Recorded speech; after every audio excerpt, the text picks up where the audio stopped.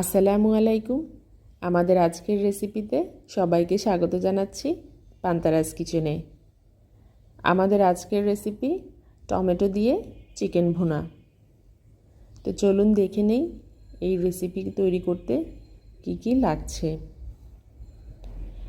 এখানে প্রথমেই লাগছে মুরগির মাংস। আমি 1 কেজি পরিমাণ মুরগির মাংস নিয়েছি, আর এতে অল্প লবণ আর কয়েক চিমটি হলুদ মেখে ভেজে নিব। প্রথমেই লবণ হলুদ দিয়ে মুরগির মাংস মেখে নিচ্ছি।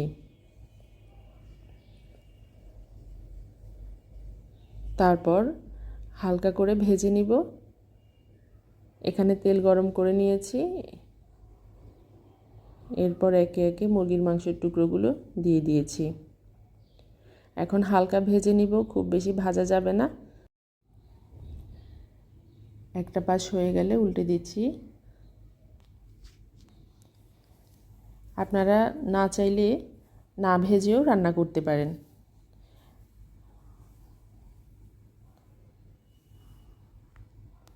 এই রকম অবস্থাতে আমি মুরগির মাংসগুলো তুলে নিব। দেখতে পাচ্ছেন চিকেনে কোনো রকম কালার আসে নাই। এইভাবে ভেজে নিয়েছি। তারপর ওই একই তেলে দিয়ে দিয়েছি হাফ কাপ পেঁয়াজ কুচি। পেঁয়াজ কুচি দিয়ে ভেজে নিচ্ছি। তারপর দিয়ে দিচ্ছি একটা কালো এলাচ, 5টা সাদা এলাচ বা ছোটো এলাচ, 1 টুকরো দারচিনি, আর দিচ্ছি ছোটো 2টো তেজপাতা। এখন আবারও ভালোভাবে নেড়েচেড়ে ভেজে নিচ্ছি। গরম মশলা থেকে খুব সুন্দর একটা ঘ্রাণ বের হয়েছে। আর এই পর্যায়ে দিয়ে দিচ্ছি রসুন বাটা এবং আদা বাটা। আদা রসুন বাটা দুটোই আমি 1.5 টেবিল চামচ করে দিয়ে দিচ্ছি। আদা রসুন বাটা দিয়ে এখন আবারও খুব ভালোভাবে ভেজে নিতে হবে। বাটা মশলার কাঁচা গন্ধ চলে যাওয়ার পর দিয়ে দিচ্ছি টমেটো কুচি।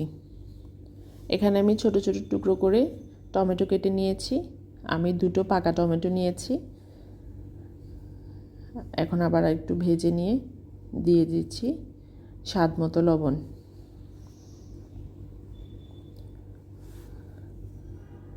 তারপর দিয়ে দিব 1 টেবিল চামচের মতো জিরা গুঁড়া। আপনারা চাইলে জিরা বাটা দিতে পারেন। জিরা বাটা দিলে শুরুতে যখন আমরা আদা রসুন দিয়েছি ঠিক ওই সময়টাতেই জিরা বাটা দিয়ে একটু ভেজে নেবেন। এখন আবারও ভালোভাবে নেড়েচেড়ে ভেজে নিচ্ছি।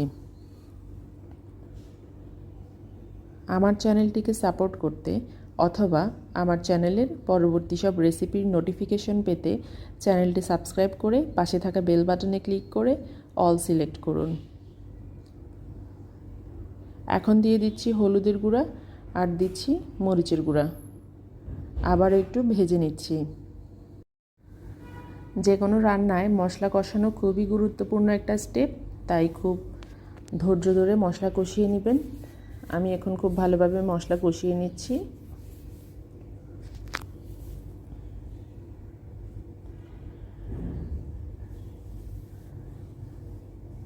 এই পর্যায়ে দিয়ে দিচ্ছি 1 কাপ পরিমাণ পানি। 1 কাপ পানি দিয়ে চুলার আঁচ একদম বাড়িয়ে রাখবো আর খুব ভালোভাবে মশলা কষিয়ে নিব। এতে এই সময়টাতে টমেটো গলে খুব সুন্দর একটা সস তৈরি হবে। দেখতে পাচ্ছেন একদম ঝোল শুকিয়ে গেছে, তেল উপরে উঠে এসেছে, টমেটো গলে খুব সুন্দর একটা সস তৈরি হয়েছে। আর ঠিক এই সময়টাতে দিয়ে দিব আগে থেকে ভেজে রাখা মুরগির মাংস। এখন আবারও খুব ভালোভাবে নেড়েচেড়ে মুরগির মাংস কষিয়ে নিব। ভালোভাবে নেড়েচেড়ে মাংস কষিয়ে নিচ্ছি। আর চুলার আঁচ মিডিয়াম থেকে লো ফ্লেমে রেখে ঢাকনা দিয়ে রান্না করব প্রায় 5 মিনিটের মতো। এর মাঝে খেয়াল রাখতে হবে পাতিলের নিচে থেকে যাতে মশলা পুড়ে না যায়। ভালোভাবে মাংস কষিয়ে নিয়েছি। আর এখন দিয়ে দিব 2 কাপ পরিমাণ পানি। চেষ্টা করবেন গরম পানি দেওয়ার জন্য। আর পরিমাণে একসাথে বেশি পানি দিবেন না, মুরগির মাংস অতিরিক্ত সেদ্ধ হলে খেতে ভালো লাগবে না। আর এটা যেহেতু ভুনা চিকেনের রেসিপি, তাই এই রেসিপিতে কোনো ঝোল রাখবো না। দেখতে পাচ্ছেন ঠিক এই রকম একদম ঝোল শুকিয়ে গেছে। এইরকম অবস্থাতেই আমরা ধনেপাতা কুচি দিয়ে দিব। আমাদের রান্না প্রায় হয়ে এসেছে।